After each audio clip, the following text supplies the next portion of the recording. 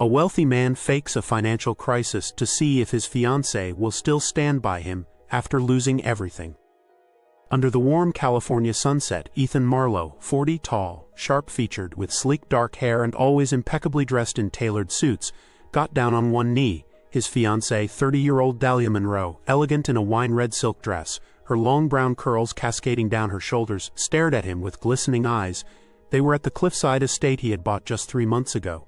"Marry me," he whispered, offering a rare emerald ring.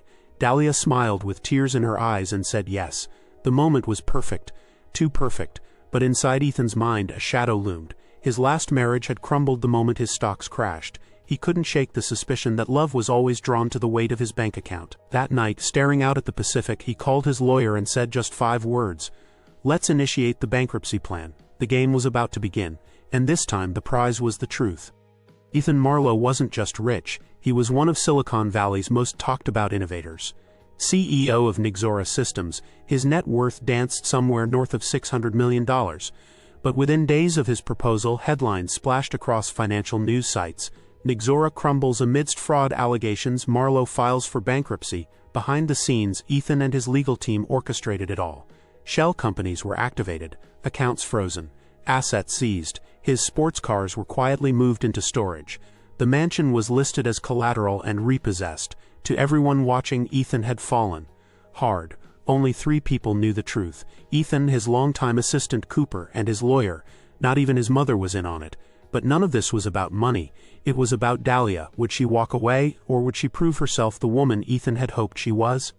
3 days after the news broke, Ethan met Dahlia at their favorite cafe in downtown San Mateo. No suits this time. He wore a plain gray hoodie and jeans, looking every bit the man who had just lost an empire. Dahlia walked in looking radiant and concerned, hugging him tightly. "Are you okay?" she asked, placing a gentle hand on his cheek. "I don't know," he replied, voice cracked. "Everything's gone. I might be under investigation." Dahlia's face didn't show horror or disgust, only worry. "Then we'll figure it out together," she said. Ethan blinked. That wasn't what he expected. She didn't ask about the ring. Didn't ask if they had to delay the wedding. Only, "Do you need a place to stay?" Ethan smiled. Maybe this was real love after all. Dahlia offered Ethan the spare room in her modest 2-bedroom apartment in Oakland. Gone were the private chefs and silk sheets. Now it was thrift store curtains, a tiny kitchen, and takeout from the corner Chinese spot. He watched her scrub dishes, fix budget meals, and wake up at 6 a.m. for her job as a public school teacher. She never complained. "Are you sure this isn't too much?" he asked one night as they ate noodles on the couch. "You're my fiancée," she said. "We're a team," but the doubt still lingered in Ethan's mind. Was this just a short burst of loyalty? Would she tire of the struggle? He needed to push further, and he had a plan. Weeks turned into a month. Ethan remained in Dahlia's small apartment, trading boardroom meetings for long walks and job applications. He pretended to interview for IT support roles, always returning with a fake rejection and a weary sigh. Dahlia remained steadfast. She split bills, cooked dinners, and even helped rewrite his resume. Ethan noticed how she'd hide her own exhaustion, always trying to stay positive for both of them. But cracks began to form. Not in Dahlia, but in Ethan. For the first time in decades, he washed his own clothes, made his own coffee, and lived without assistants or chauffeurs. He discovered a strange kind of peace in the simplicity. One evening, while folding laundry with her, he whispered, "I've never done this before." "What? Folded a shirt?" she teased. "No," he said. "Lived like this." She looked at him with soft eyes. "Then maybe it's time to learn what really matters." It struck him harder than any market crash ever had. Though Dahlia was kind, Ethan couldn't silence the voice in his head. What if she was just playing the long game? What if she thought his empire might be rebuilt? He decided to test her further. "I've been offered a warehouse night shift," he said one evening, lying again. $10 an hour, rough hours." Dahlia hesitated, only for a second, then nodded. "Take it," she said. "It's honest work." Ethan looked at her, trying to detect any flicker of disappointment. But there was none. "I'll be gone most nights," he added, "and pretty tired during the day." "I'll keep your coffee warm," she smiled. That night, as he lay on her lumpy sofa bed, he stared at the ceiling, confused. She was either the most genuine person he'd ever met, or the best actress in the world. 2 months into the charade, Ethan's ex-fiancée Simone found him. She was blonde, wealthy, and dramatic, everything Dahlia wasn't. "You really did go bankrupt," she scoffed, spotting him on the street near a laundromat. "And here I thought you'd finally grown up." He smirked. "Nice to see you too." Simone tilted her sunglasses. "You're wasting time, Ethan. You and I both know you're not made for this kind of life." I'm starting to think I might be, he replied, surprising even himself. That night he told Dahlia about the run-in. Your ex? She asked, flipping through a teacher's lesson plan. Yeah, she said I don't belong in this kind of life. Dahlia paused. Do you believe her? He stared at her for a long moment. I don't know yet. The truth was getting dangerously close to the surface. One morning Ethan forgot to pay a shared utility bill on purpose. The electricity went out. No lights, no hot water. Dahlia was late for work, her blouse unironed and her patience thinning. Sorry, he muttered, feigning guilt. She rubbed her temples. It's fine, I had a rough night. What happened? My school might lose funding. I might get moved to a worse district. He watched as her shoulders sagged and her voice trembled, but she didn't yell. Instead, she kissed him on the forehead. I'll figure it out, we both will. Ethan's chest tightened.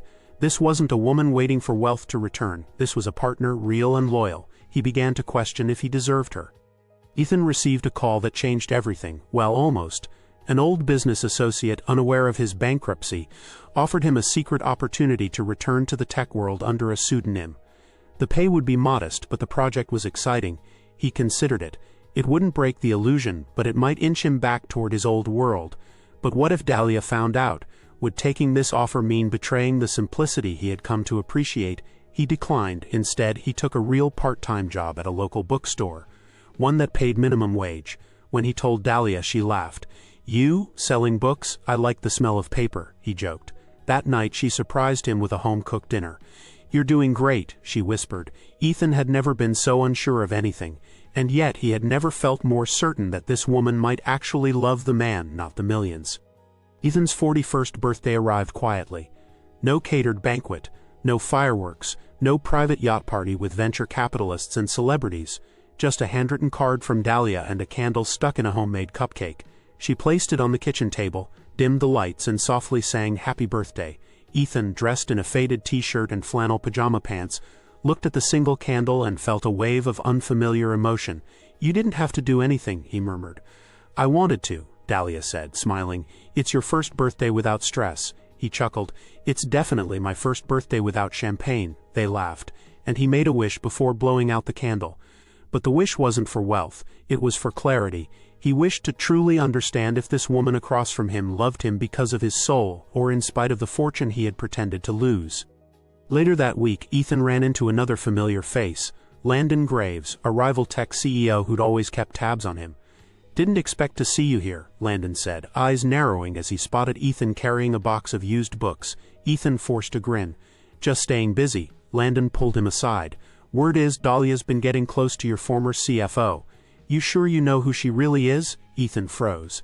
That couldn't be right, but the seed of doubt was planted. That evening, Dahlia was helping a neighbor move. Ethan used the moment to check her messages. He knew it was wrong, but he had to know. There were no texts to the CFO, no secrets, only a chain of messages with her sister about ways to help Ethan find peace through the storm. And one sentence that nearly broke him. Even if he never gets his fortune back, I'd still want to marry him. Ethan felt like the worst man in the world. Ethan couldn't carry the lie much longer. He sat Dahlia down one quiet Sunday morning. Her hair was pulled into a Bessie bun, coffee mug cradled in her hands, wearing an oversized sweatshirt. He studied her face, freckled, warm, unpretentious. There's something I haven't told you, he began, voice shaking. She straightened up. Okay, I'm not broke, not really, she blinked, confused. What do you mean? I staged everything, the bankruptcy, the media headlines, the repossession. I had to know if, her lips parted in shock. If what? She whispered. If you loved me for me or for my money. Silence filled the room. Even the city noise outside seemed to hush. Ethan's heart thundered. This was the moment it could all fall apart. Dahlia stood up, her face unreadable. You lied to me, she said slowly. I did, and I hate myself for it. For how long? 3 months. She laughed bitterly. 3 months of playing poor while watching me struggle. Did you enjoy it? No, I was terrified. But I needed to know. I've been burned before. Tears filled her eyes. And now I'm the test subject. I didn't mean to hurt you, he whispered. But I didn't know how else to be sure. She turned away, silent. He reached out, but she pulled back. I need space, she said. Ethan nodded, defeated. I'll move out today. As he packed his things, he knew the truth. He had trusted money over love, and now he might have lost the only woman who never cared about either. 3 days passed. Ethan had returned to one of his smaller homes, a lakeside cottage no one really knew about. He didn't eat, didn't check emails, didn't return calls. Then a knock at the door. No one was there. Just an envelope on the doormat, addressed in Dahlia's handwriting. Inside was a note. You were right to question the world, Ethan, but you were wrong to test love like a formula. I didn't fall for your money. I fell for the man who helped a lost kid at the park, who cried watching documentaries, who stayed up late learning how to boil rice. I'm still angry, but love isn't gone, not yet. He read it a dozen times, and for the first time since the ruse began, he wept. The next morning, Ethan packed an overnight bag and drove 3 hours to the cabin where Dahlia's sister had mentioned she might be retreating. He wasn't sure if she'd be there, but he had to try. He arrived just before sunset. A light flickered inside. He knocked. Dahlia opened the door, wrapped in a blanket, her face tired but calm. I wasn't expecting you, she said. I didn't want to leave anything unsaid, he replied. He handed her something, his original engagement ring. I got this back. I want you to have it, not because it's expensive, but because it still means everything to me. Dahlia stared at it, her expression unreadable. Then she stepped aside. Come in, let's talk. It was the first olive branch, and maybe, just maybe, a sign that the damage wasn't permanent.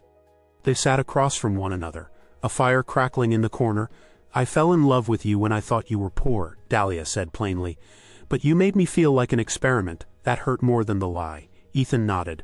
I was scared. I've been abandoned before. When the money vanished, so did everyone else. I didn't trust myself to believe in love again. Dahlia wiped a tear from her cheek. Then why ask me to marry you if you couldn't believe me? Because you were different, and I panicked at how much I needed you. The room fell into a heavy silence. Finally she asked, if you could go back, would you still fake it? He looked at her, broken open. No, I'd just ask you to stay, and hope to God that you would. She didn't answer, but she placed her hand over his. 2 weeks later, Dahlia met Ethan at the lakeside cottage. I've thought about it a lot, she said, and I realized you were right to protect your heart. But you went about it the wrong way. He nodded, accepting the blame without defense. She smiled softly. So maybe we both made mistakes. The only way forward is honesty. Ethan reached into his coat pocket and pulled out a small wooden box, not the original velvet one. Inside was a simple silver band, no gem, no sparkle. Then let me do it the right way, he said. No grand estate, no press release, just me and everything I am, flaws and all.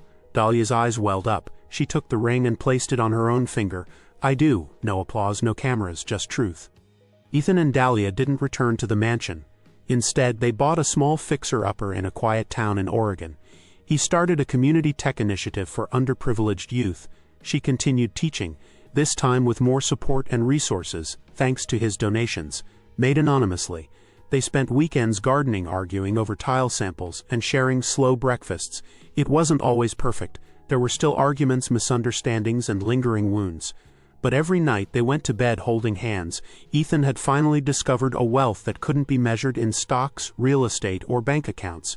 And Dahlia, she had found someone worth fighting for, even when he didn't know how to love himself. A year later, a journalist tracked Ethan down for an exclusive on his mysterious fall-end comeback. He declined the article, but he offered a single quote. Sometimes you have to lose everything to realize what matters. I faked bankruptcy, but I found something real. Love doesn't come with receipts. He never gave another interview. He didn't need to. The only story that mattered was still unfolding, quietly, privately, and honestly. And in the background, laughter echoed from the backyard as Dahlia helped neighborhood kids plant tomatoes for the community garden. That was the life he had once feared. Now, it was the only one he wanted. On their 3rd anniversary, Ethan and Dahlia danced barefoot in their kitchen, a simple jazz tune playing on a scratched record. They wore pajamas. The fridge hummed, rain tapped the windows. No paparazzi, no million-dollar gala, just two people who had walked through deception, doubt, and self-sabotage, and still found each other. Dahlia looked up at him and whispered, "Do you ever miss the old life?" He smiled. "Not for a second." She kissed him on the cheek. "Good, because I love this one," he laughed. So do I. In that moment, Ethan Marlowe, once a billionaire, once a fraud, now just a man, was the richest he'd ever been. If you enjoyed this story of love, loyalty, and redemption, don't forget to like, share, and subscribe for more powerful storytelling that goes beyond wealth and into the heart.